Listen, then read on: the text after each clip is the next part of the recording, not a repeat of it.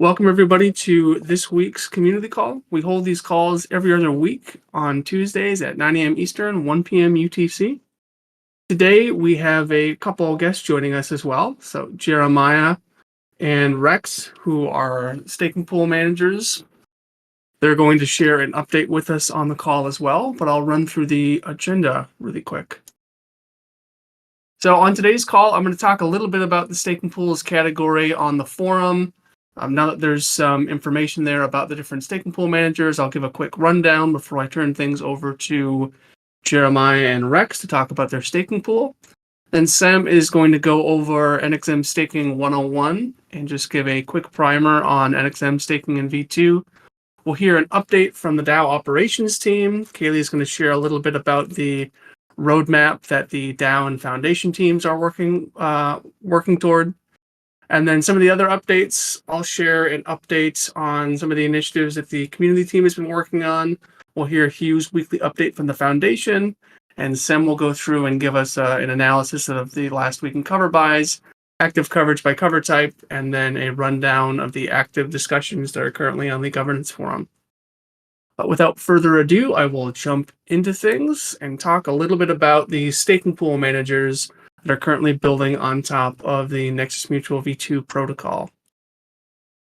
So if you look on the forum, and I have links to all the subcategories for the different staking pool managers on the forum, I've been working to create a little bit more uniformity and organization on the forum.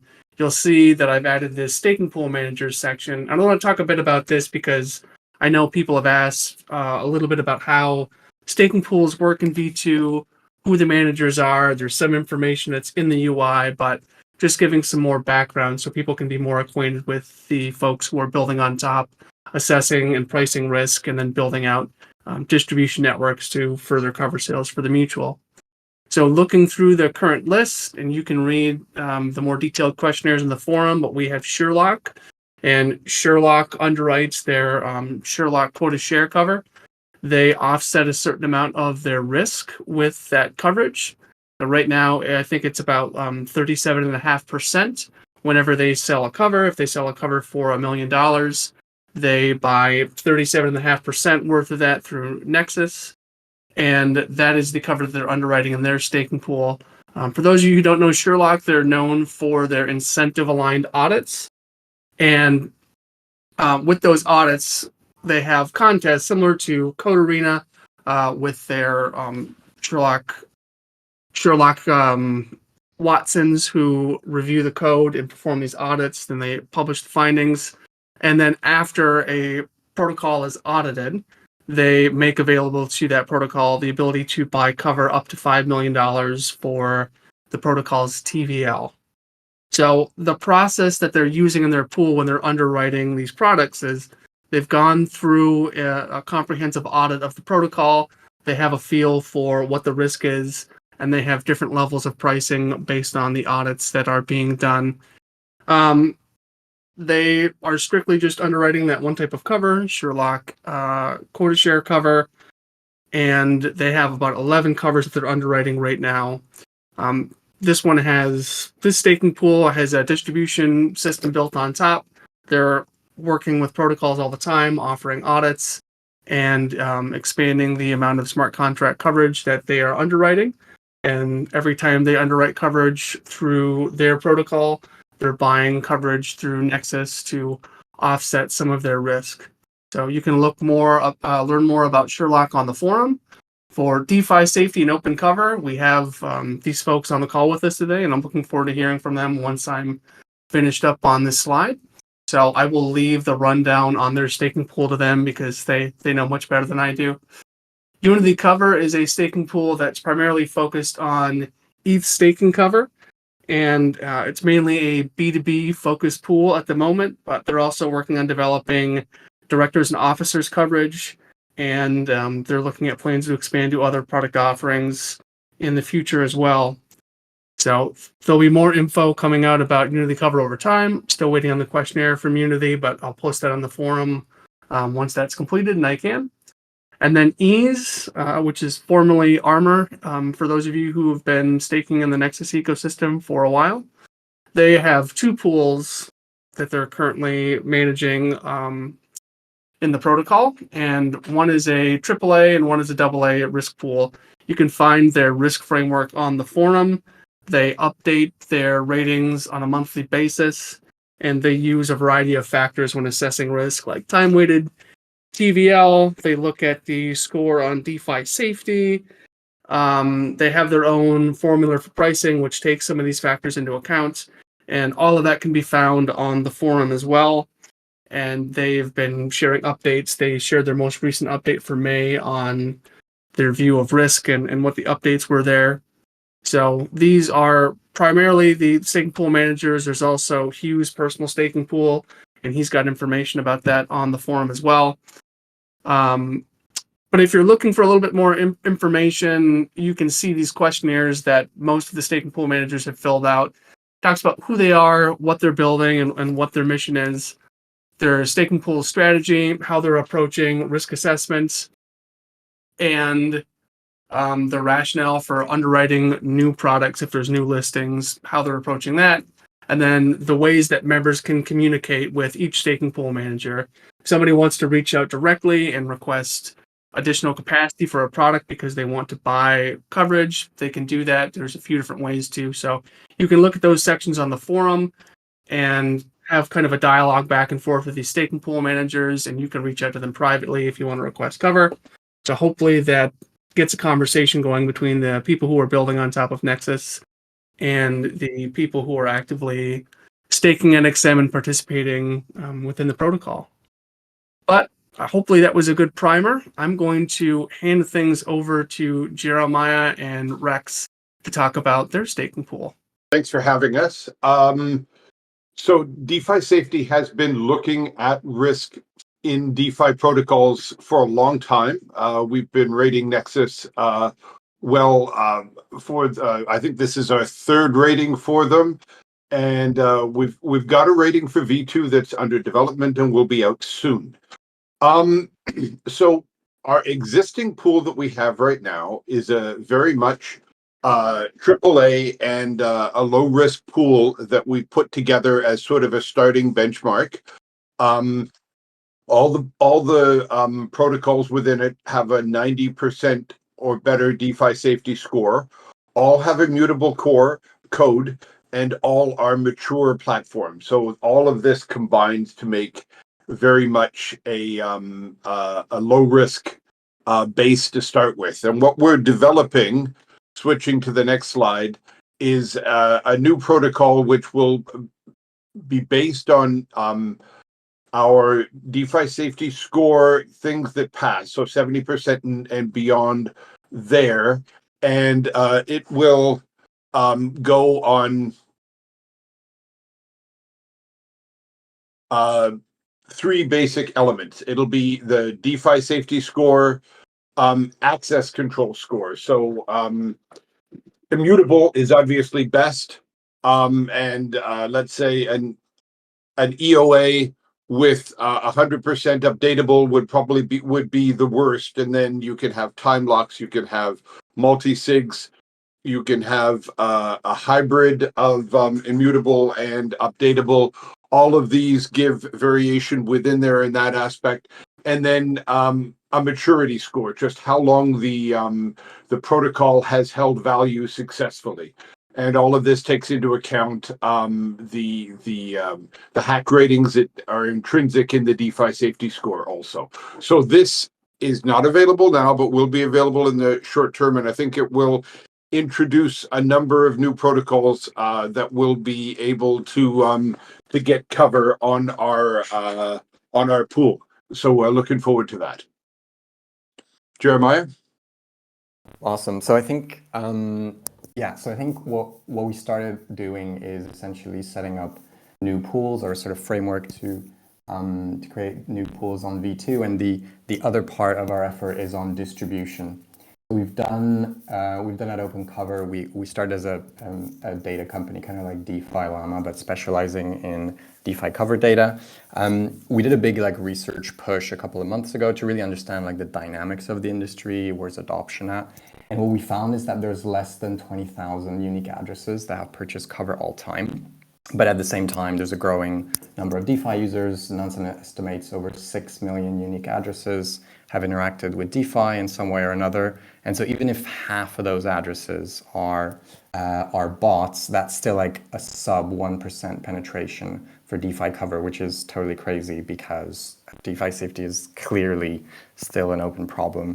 People are getting wrecked every week. And so really we think that distribution, well, through interviews and our own research, we really think that like distribution is what needs to be focused on right now. So we're leveraging our pool, and we'll be leveraging our pools, and then also creating the distribution channels for those pools. And the first step in that direction is the bridge that we just launched privately on Optimism. So there are now 9 Nexus Mutual cover products. It's like Uniswap, Curve, Beefy, Synthetics that you can purchase cover for directly on layer 2, bypassing the layer 1 fees.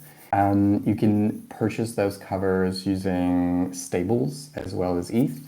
And we're currently iterating fast with our early users to understand which other chains we need to support, which other products we need to launch. Obviously, Nexus has at least, I think, 60 live that we could also launch on Optimism.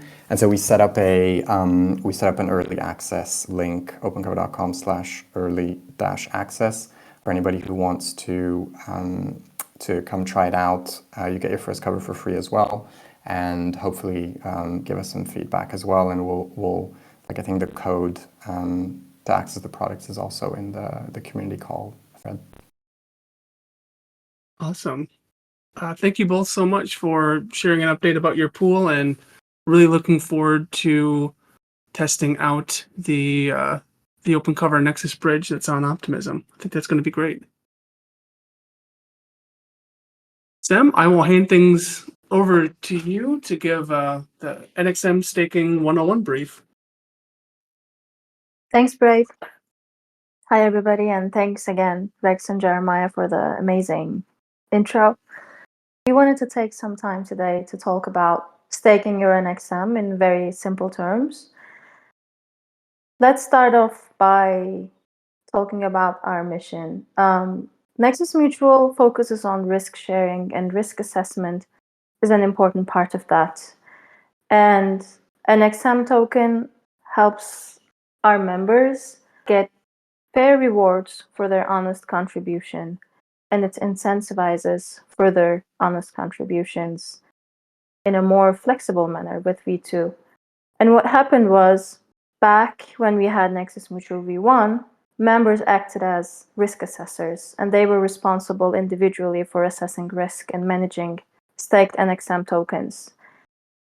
Each risk assessor decided which cover products to stake NXM against, and that would create capacity for other members to purchase cover. If a loss event occurred during the Nexus Mutual V1 times, NXM staked a cover product would be burned, and the corresponding capital pool would be used for claim payments. As we evolved to Nexus Mutual V2 to a risk infrastructure, this enabled greater flexibility to our members because it accommodates diverse needs and preferences for members, and they can delegate their risk assessment to staking pool managers like OpenCover, for example. Let's go a bit into that in the next slide and talk about the different ways or the action routes or the primary options for collective risk assessment in V2. First and foremost, members can launch a public staking pool. If done so, members can accept staked NXM delegations from others, and they can underwrite cover products, setting staking weight, pricing, and management fees. What's important here is, though, that staking pool managers need a certain level of risk expertise and a distribution network, meaning that they should be able to provide sales channels for themselves so that their pool can grow successfully, basically. Another option is, and I think this is quite flexible for some members out there, members can delegate their NXM tokens to existing staking pools like OpenCover. That way, they can get lowered participation barriers and risk assessment They can get a fair distribution of rewards, as the public staking pool they will be staking for will probably yield better benefits. And they will be able to get transparent information on cover products, strategy, further on the decision making of risk management by the staking pool manager. And the last option that we have here listed is creating a private staking pool. Members can create and manage private staking pools. This would enable them to actively participate and tailor their staking strategies. What's a benefit here is perhaps that they can consider options that are fine-tuned to their individual risk tolerance and preferences. But members need to take into account that staking pools need reasonable capacity to actually underwrite risk. Please utilize the Nexus Mutual documentation and UI for more information on all the different action routes. And let us know if you have any further questions on the Nexus Mutual Discord. Thank you, Sam, for that quick rundown. I see that Eric has a question: how much capital necessary for a private staking pool? I think it's good to note that with staking pools, the way that the protocol works is when somebody goes into the UI to buy cover, somebody will put in a request for capacity so they can get a quote, and the multi-cover router is going to direct them to either one pool or multiple pools to source capacity. So if you don't have a lot of capacity, you're not going to see as many cover buys coming through. So it's kind of dependent, but I think a fair amount of staked NXM, because I've seen some people start staking pools with, let's say, 35 or 100 NXM, and the capacity factor is essentially 2, so you're able to underwrite coverage for maybe 200 NXM for an individual product with 100. Isn't that the lowest price gets capacity first? It's with the multi-cover router, it will split across pools. But if you have somebody requesting a large amount of capacity, I don't know if it's necessarily always going to take a very tiny sliver of cover from a staking pool and use that to underwrite. I guess I will leave Hugh to talk a bit about that. Yeah, I think technically it would, but it probably increases gas costs. I mean, technically there is no minimum. Practically it probably ends up at something like, I don't know, 1,000 NXM. Either you don't have to bring your own. It's like 1,000 NXM either from yourself or delegated in total. That's probably my just rough heuristic about roughly how much you would need to make it worthwhile. There's also gas costs involved in staking and adjusting price settings and stuff. So there needs to be some economic minimum for it to make sense. So perhaps that's a decent answer. I don't actually know. We haven't done the full analysis, but something like that. All right. I am going to move things along, and I will hand things over to Kayleigh to give an update from the DAO Operations Team. Kayleigh?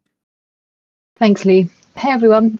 You might have read on some of our communications that we recently gathered our teams, both the DAO and Foundation teams, to come together to plan a roadmap. And I use the term roadmap both loosely and optimistically because we haven't released a roadmap previously, and that's been for a few reasons. Just because the technical challenge of establishing our protocol has been quite difficult and have changed a lot. Our cover products and protocol are built on the sort of fundamentals of insurance theory, which is sort of timelines decades beyond that of the quite quick volatile cycles of DeFi, and our priorities have just been adapting so quickly that by the time we sort of produce a roadmap, it's almost already outdated. So up until the launch of V2, it's been really difficult to put anything like that together. But now that we've got V2, our main question has been, what does Nexus Mutual look like in a post V2 world?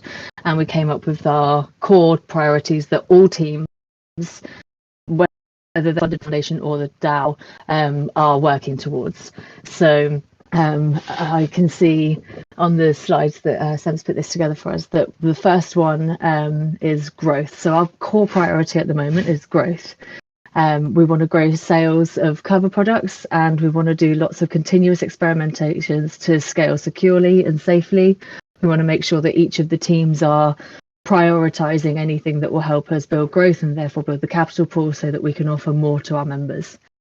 The second priority that is very intrinsically linked to the growth is tokenomics, which is something that Ray and the research and development team have been working on for some time now. It's been up until now sort of blocked by the V2 release, but now that V2 is released, it's our next core priority, because the fundamental purpose of changing tokenomics is so that we can grow the capital pool and implement mechanisms that offer much more flexibility to our members through entering and exiting the mutual, and just generally being a better place for everyone to come together to share risk. So they're the two things that all teams are working towards, all teams are supporting. And the third goal is not necessarily a goal with lots of execution, but a reminder that we are constantly working and thinking about progressive decentralization. So since before we launched in May 2019, we've always taken the approach to decentralization that over time we will work progressively towards it.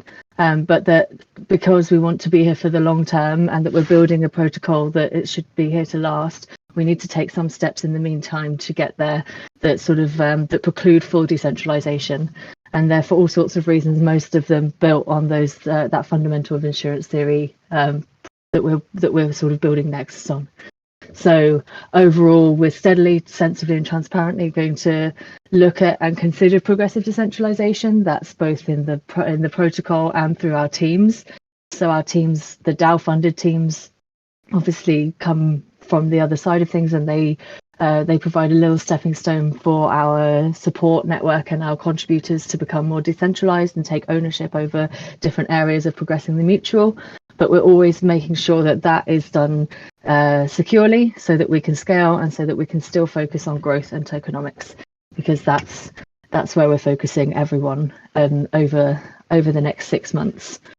So all that to say, those three key priorities are what we're working on. The vision and mission, as you can see on the screen, hasn't changed since day one.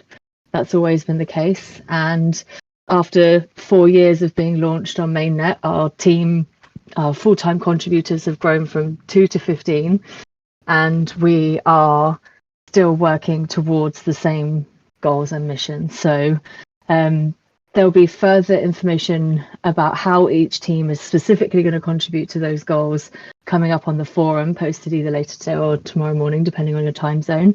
And once that's posted, we really welcome anyone's feedback or comments on how we're progressing and what we're aiming for. But overall, we're all very aligned, both DAO and Foundation, on growing the mutual so that we can provide more risk security for our members. That's it from me. Thanks, Lee. All right. Thank you so much, Kayleigh. That was a great update, and I'm looking forward to seeing that roadmap on the forum soon. We'll also be sure to include that in this week's newsletter. I'll provide a quick update on some of the initiatives that the community team has been working on.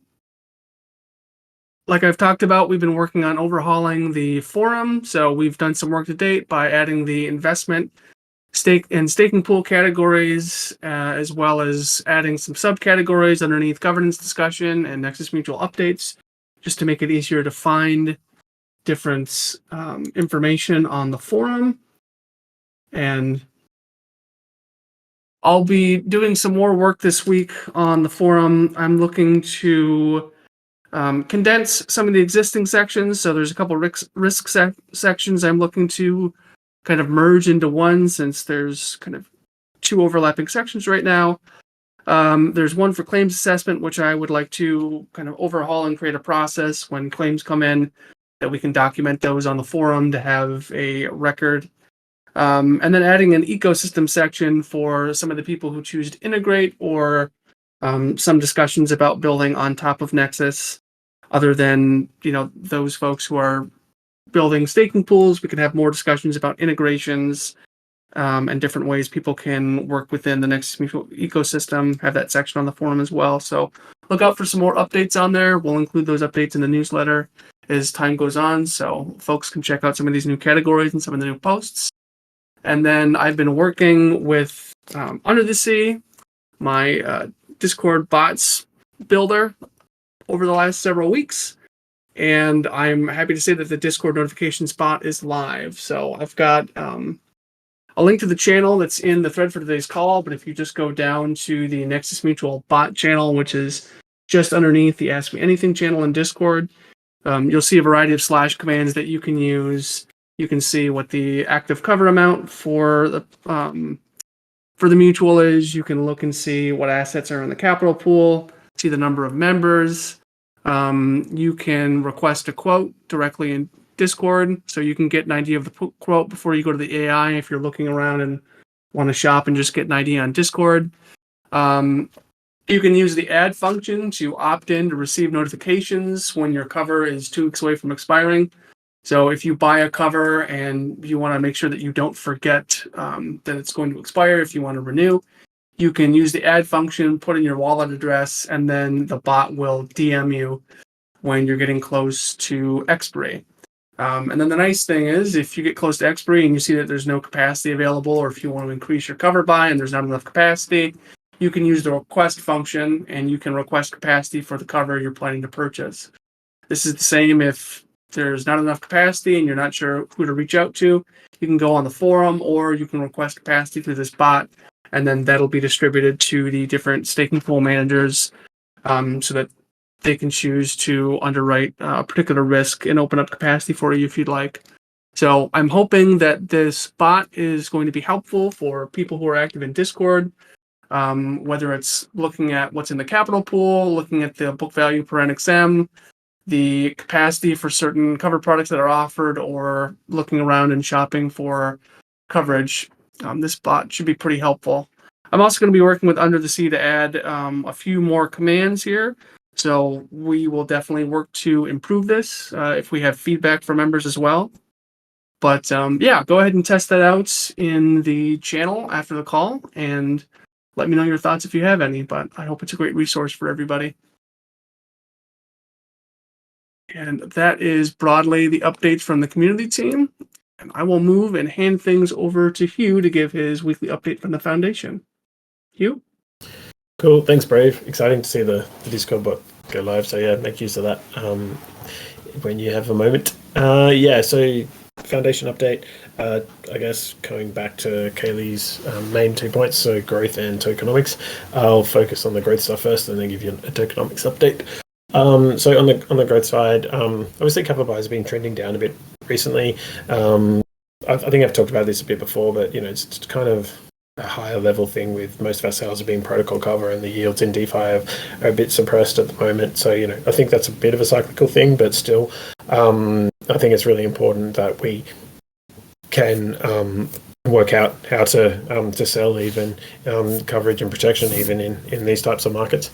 So one of the big things that we've been working on recently is slashing coverage. So we've had some success with a few players, but we've got 3 or 4 deals that are very close in the pipeline to be executing, either hopefully later this week, but sometimes it takes a little bit longer for customers to actually sign up and hit the buttons, etc. So probably next week and over the next kind of couple of weeks, expect those to kind of come through. So that's pretty exciting. We've got like operators who've run the nodes buying coverage on behalf of users. We've got end users buying some cover, and we've also got in another liquid staking protocol buying coverage for their users as well. So there's quite a lot of stuff happening on the slashing side. So there's been a lot of BD effort on that for the past while, and that's kind of paying off now. So it's good to kind of see that happening. And then I guess I've mentioned this a few times before, but we've kind of reached the next stage of the first kind of real world coverage that is a specialist cover where we're looking to take on some excess risk from a UK mutual who's looking to get some excess risk coverage with us. So that's pretty exciting as well, because it's kind of one of the first uses of real world risk. And so we've kind of reached the next stage there. We've kind of got their board approval to go ahead with it. So it should be happening mid-July. So we've still got a little while before it actually goes live, but they've got a few other things to get sorted on their side first. So there's some good stuff coming in the pipeline, and that's with some decent cover fees behind it as well. So I think there's a lot of good stuff there happening. I'm also really excited about things like what Open Cover are putting together and building on top of the protocol. Like when Nexus v2 was launched, it was all about other people building on top, and that doesn't happen immediately. It happens gradually, and seeing things like Sherlock and Open Cover and others building on top is really kind of exciting, and building out the distribution network. So that'll strong belief that it'll pay off over time. So I kind of think that's probably the big items on the growth side for this week. Tokenomics, I guess I don't necessarily have any massive material updates in some of the Ray's updates, etc., that have been happening. More to say that the Ray and the devs are co-located this week and working out, going through all the kind of edge cases, working out the implementation details on some of this stuff at the next level of detail. So we've basically turning all of those business requirements and specs into actual okay, how do we actually implement this in a code fashion, and do we have to make any trade-offs, etc. So there's a lot of work going on that front.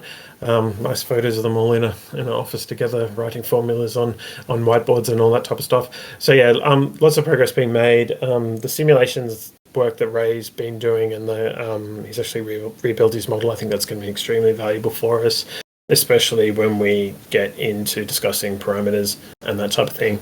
And I think it's going to help focus the future discussion on that type, on those parameters really well on the right item. So I still think it's going to be a bit of a it's going to take some time, but solid progress is continuing to be made. So nothing like absolutely concrete material that can be shared there, but just lots of background work with the devs and Ray on the research side, pulling it all together. That's probably the main stuff from my side. Obviously happy to take questions on any of that. All right. Thank you for that update to you.